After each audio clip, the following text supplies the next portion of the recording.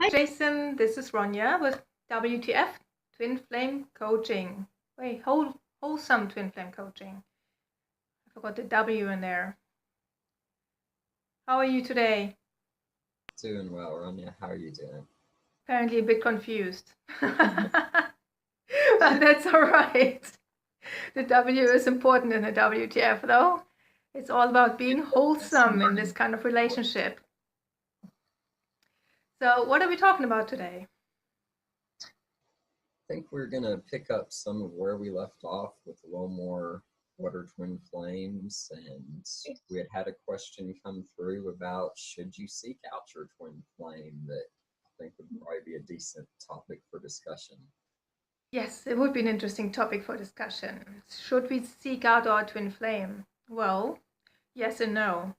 Since twin flame actually feel like home, it is quite natural for us to want to seek them out because we all long for this feeling of feeling home.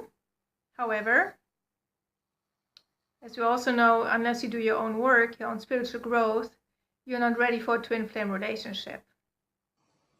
And that's what I think I keep seeing in a lot of the twin flame communities is, yeah, you've got one person that's really ready, really been working, really been involved in all of this.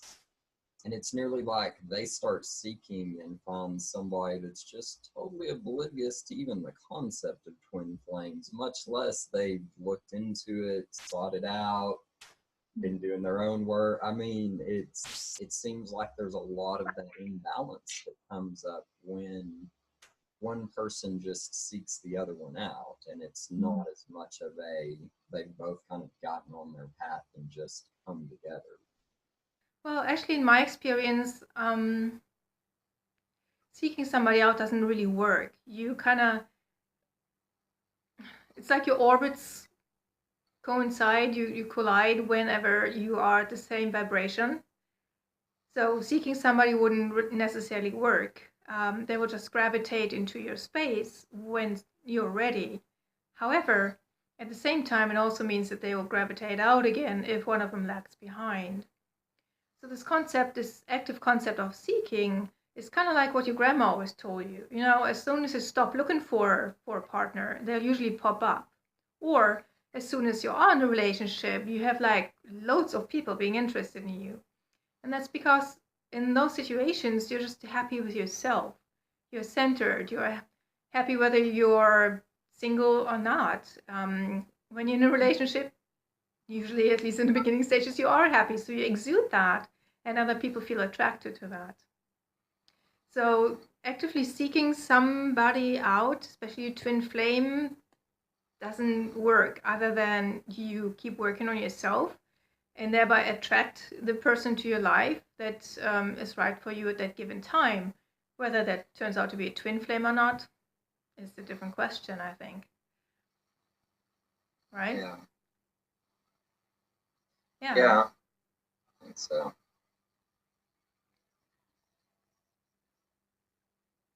Um, Jason's contemplating.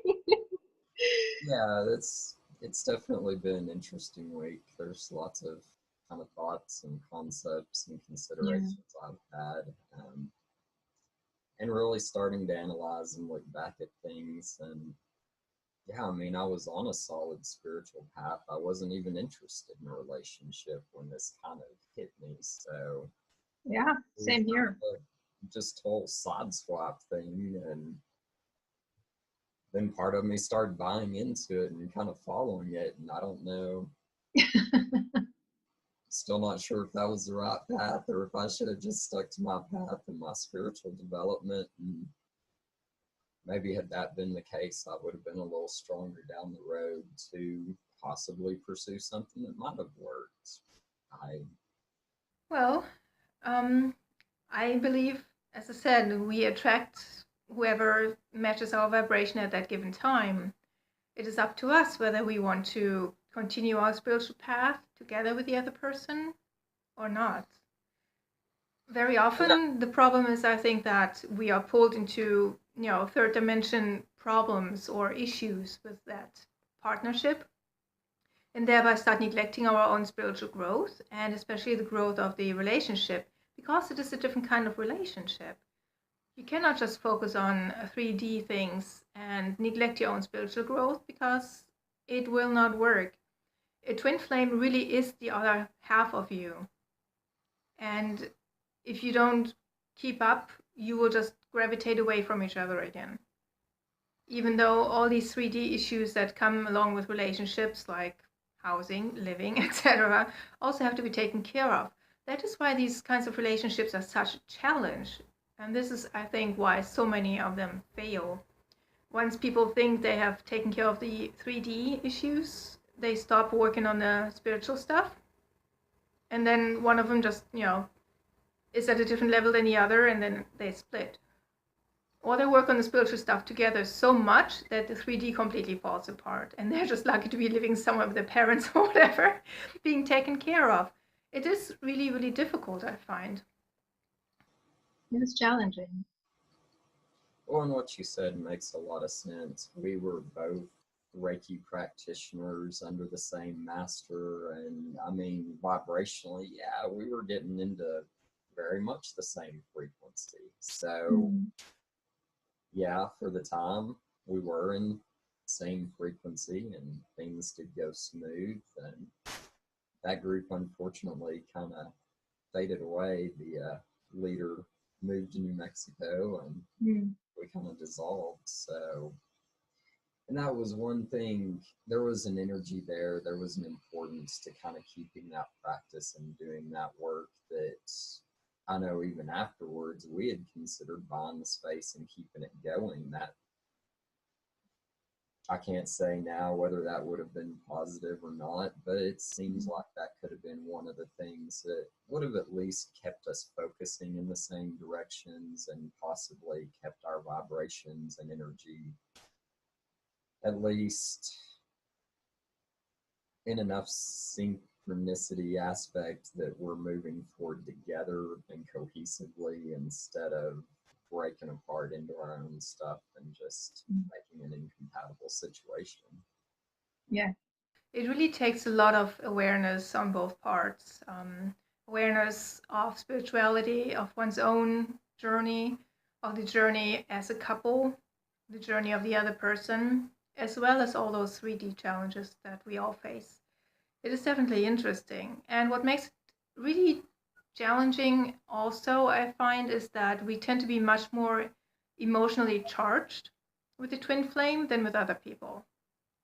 Whether it's asserting our space that we need, or boundaries, or just even being triggered. With other people, when you feel triggered, you can kind of say, okay, this is what triggered me. You either have a fight and then make up and all is good, or with a twin flame, it just cuts much deeper. And because you're cut deeper, the other person is as well.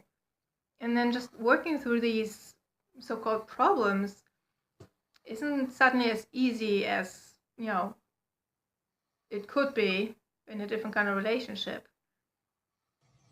Yeah, and I feel like, I mean, even at times that there's levels of expectations that you wouldn't put on another person. There's nearly these expectations that kind of slip up. I'm not saying this is necessarily something that has to be there, but something in my experience that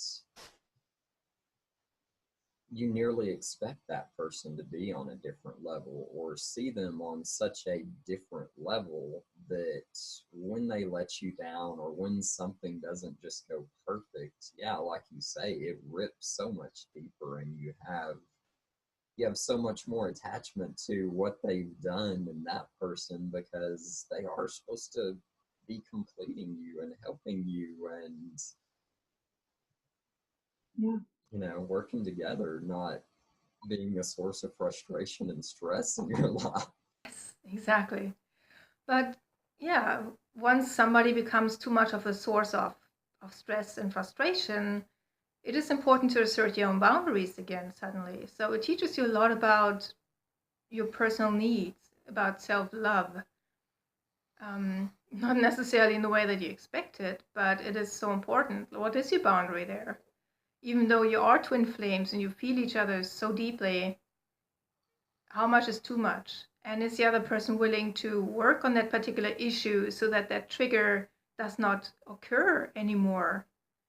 And if the other person is not willing to work on that issue, and they, even though they really don't want to hurt you, they keep doing it, then it's up to you to say, okay, this is where I draw the line. I need to step away from this. And I think this is what a lot of people are facing, really. No matter how much they are in love and how much they feel each other, even across a distance, which makes being separated just as much hell. Yeah, learning self-love, learning self-care. What are your boundaries? It's almost like forcing the other person to actually take care of their own stuff.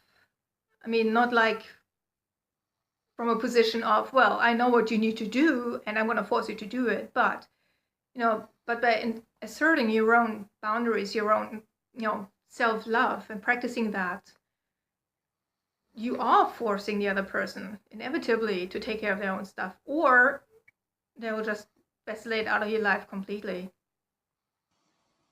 Yeah. That's kind of what I've seen in some relationships too, is they kind of hit the stress and they hit the pressure, and then once they break out of it, they really realize how much they did love themselves and start, like you say, applying the boundaries and applying the things that actually build them up more once they've left the relationship than they were growing in it. Mm-hmm. Yeah. So what are some of the things, in regards to self-love and self-care that we can do?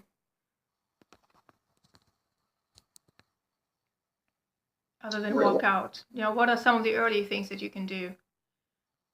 I would say, first off, realizing that it is all within and you are enough, and there isn't really anything external that you need to complete you. I mean, it is all here.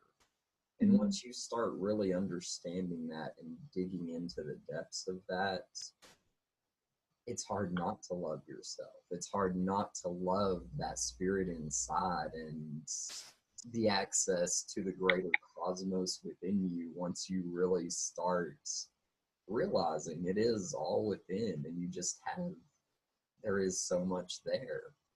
Um, we live in such a society where everything is so material and external, and you have to have this and that and the other to make you happy and be complete. And so much of it's just crap that we really don't need, but advertisements forcing down our throats like we've got to have this stuff. And it creates an identity complex with us, I really believe, in that we lose track of who we really are. We don't take the time to realize that deeper sense of the creative force is within me. I can always be connected. It's just a matter of taking the time to realize it and go within and feel it, and not be reaching for those external quick little nuggets and bits and pieces that promise us satisfaction and constantly leave us empty and seeking more. Right. Which works really nicely with the whole concept of law of attraction anyway. And I'm not saying that 3D pressures are not real. I mean, we do have to pay rent. But if we neglect our own spiritual connection, if things are just going to get worse. If we don't take the time to sit in meditation at least 20 minutes a day, things are just going to get worse. You can drive yourself nuts, and you can lose relationships over this. Because you will not, if you don't have the connection with yourself, you will inevitably cut off the connection to your twin flame. This disconnection might not be as evident in, let's call them normal relationships, but especially with a twin flame relationship, when you really feel each other all the time, whether you want to or not, it is detrimental because the other person just feels completely shut out and rejected all the time, simply because one of you does not connect to themselves on a regular basis. And the energy that it sucks from the other person to just, keep this bubble and this space of love and care and whatnot alive in the relationship, it can get very, very exhausting. Yeah, I think a lot of times you kind of step into that place of you hurt others because you're hurting. I mean, the old adage we hear is the hurting people hurt others kind of an aspect. And I Yeah. think that's what you experience so many times here.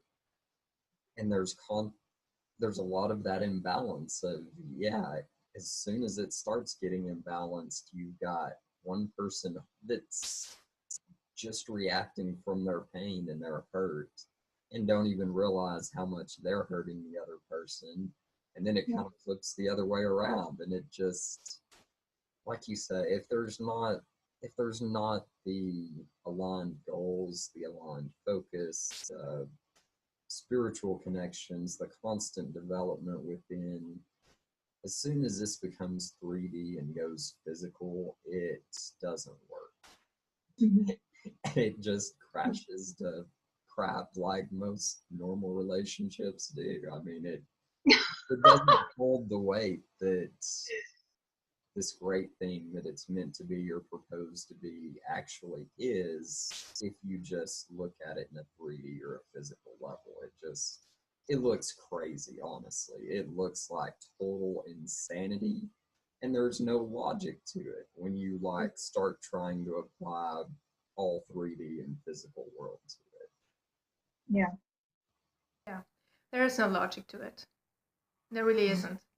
Because as soon as you realize, okay, this is my limit, this is my boundary, I'm gonna go ahead and assert it, you will feel pulled back to that person regardless, because you feel their pain, you feel their joy. As soon as you start feeling better yourself, the other person will gravitate towards you again, no matter if you haven't talked for like weeks, months, doesn't matter. We're completely broken up, suddenly they start reaching out. Sometimes I wonder if it's better to just move across the country or different continent or whatever. But I think it's just these times of these new energies coming in. They're here to push us towards healing, and we can't really escape it, no matter where we are. Because first of all, we're all one anyway. We're all interconnected, and especially so with our twin flame. So it doesn't really matter where on earth you are. It's always going to haunt you. And you will have to work it out on some level. So even if you're in a state of separation, you will still have to continue working on yourself. You will, because there will always be a trigger one way or another. Whether it's another person reminding you, or whether it's your twin flame, energetically somehow tapping into you and poking you to look at one particular thing. I cannot escape it. So that's why I personally think that it's much funner to be together and try and figure that shit out together. Excuse my French. Because at least this way, you can rely on each other. But then, of course, sometimes things happen and you need to separate for a while, and that is okay too. Because time really doesn't matter in the end. We're all here, like on a big playground, playing game after game with every lifetime we are here. So it doesn't really matter. Oh, yeah. Um, and that's interesting, kind of, that brought up a point in my mind of, so you have separation, you're both growing, and like you say, as one of you starts growing, the other starts contacting. But is that necessarily a good thing? I mean, you bring up a good point there. If I'm growing, if I'm working, but I'm still not stable and I'm working on me, how healthy is that communication from that other person? Well, it depends on how healthy you make it. It also depends on how much we want to judge it. Just because we live in a world of duality, it doesn't mean we have to categorize everything into good and bad. Things just are. And then can we sit with that? Can we just let it be? And then can we start manifesting the life that we want? Can we tune into the feelings that we do want to foster? What happens if we try to tune into that particular feeling of bliss that we know so well and something comes up, some sort of pain point? Can we then deal with it? Or do we choose to numb out again and watch TV instead for like a marathon of 7 hours? In other words, do we continue our growth or not? Instead of falling back into this 3D notion of, well, this is just bad, I'm just going to stay away from it, a twin flame relationship doesn't allow us to do that. There is no good or bad, it just is. And that's really what spirituality is all about. It just is. And how do we deal with what is? How much do we heal into wholeness? How much and how gracefully can we heal from the things that pop up into our lives? It takes a lot of mind control, not so much heart control as in, suppressing emotions, but rather controlling the emotions as in, well, what do I choose and what do I do with the pain? Do I ignore it or do I sit with it and let it be and let it go? It's all about surrendering into the moment. I'm not saying it's easy. 3D relationships are much easier. But I think once both twin flames actually get to that point where they can connect again on this really deep level, the depth of connection and the amount of bliss that you feel is just so worth it. So worth it. It doesn't compare to a 3D relationship in no aspect whatsoever. Yeah, I would definitely agree. There's a next level there. There's definitely intense forces at work. Um,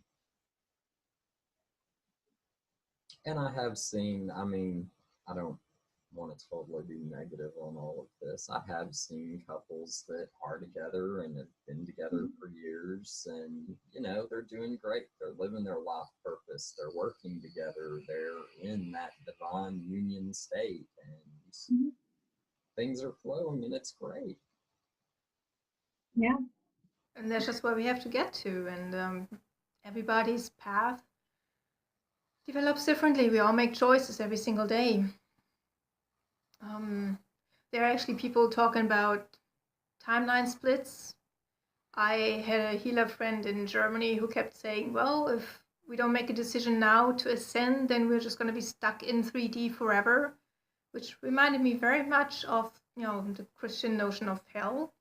And it's like, I don't believe in this forever. First of all, time is not really a valid concept in spirituality. Time is a human concept. It seems a little more fear tactic there. Yeah, it's fear-based, and that's why I did not buy into that. It's like, okay, I had to realize that my twin flame is on a different level at the moment, maybe because he has lessons to learn that I cannot even fathom, that are not my responsibility either. So I distance myself from that. I'm not responsible for everything just because it's my twin flame. Learning to let go is also interesting.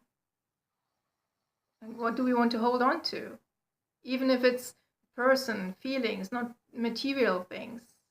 Learning to let go. Because everything is one in the end, and everything is about self-love. Can I love enough and unconditionally enough to let go? If that's what the other person needs. Tough concepts to learn, but really spiritual, important concepts. So either way, I think a twin flame relationship is a blessing because we get to learn so much. Damn it. Well, to a degree, I think there's some self-respect and some boundary levels there that, sometimes, yeah, like you say, it's their time to go do their thing and whatever, and you just need to kind of detach from that, I think, and just let them go, live, love, do whatever they want to do, and just keep working on you. That's the most important aspect, I think, of this all is really digging in, loving yourself, learning that depths of the spirit that's within you and all that you're capable of, all that's within inside you, and how complete you are. Just you. You don't need, him or her or somebody else. You're complete. It's that beauty and that realization of it is all here, and you can just love yourself and connect right here. I don't know, it's just really, it's that exciting journey of really realizing that depth of your spirit and taking the journey from the external and the visually stimulating things to more of that internally seeking and Definitely. who we truly are questions. Yeah. So, yeah, to answer the question, should I seek out my twin flame? It doesn't matter. Either way, you will be pushed to grow. You have to grow to meet your twin flame. You have to grow to stay with your twin flame, and you will keep growing if you separate again. So, And to support that, I have kind of heard that some people, as they begin seeking, they do start processes like the mirroring exercises and the self-love. And so for some people, seeking may be a path for you that helps you get to where you need to be. I can see that. I mean, from an outside perspective and understanding, I do see some of these people that have really gotten into twin flame aspects, have dug into it and have really started developing themselves, working on themselves, loving themselves, and becoming the person that their twin will want to be with when they meet them. Right. Very good point. Maybe that's something we can talk about next time. The mirroring aspect? That sounds really interesting. Self-love and mirroring. Yes. Yeah. Lots of that for me this week, for sure.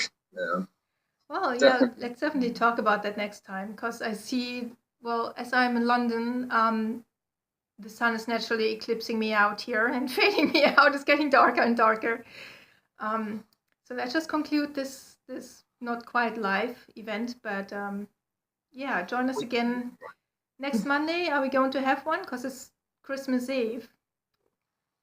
Oh. Yeah, we might just record it. If you all want to send us in questions, please do so, and we'll try and answer them. And it'll be on YouTube soonish, around the 24th. Does that sound feasible? Yeah, maybe we can pre-record and schedule this or something for that. Yeah, sounds good. Let's do that. Awesome. Well, thank you so much, Jason. It was fun as always. Very enlightening. Absolutely. Thank you, Ronja. Always good to spend some time in conversation with you. Yeah, interesting topic. We'll talk about it forever. So you guys join us, send your questions in ahead of time, invite others to join, and we'll see you soon. Take care. Bye.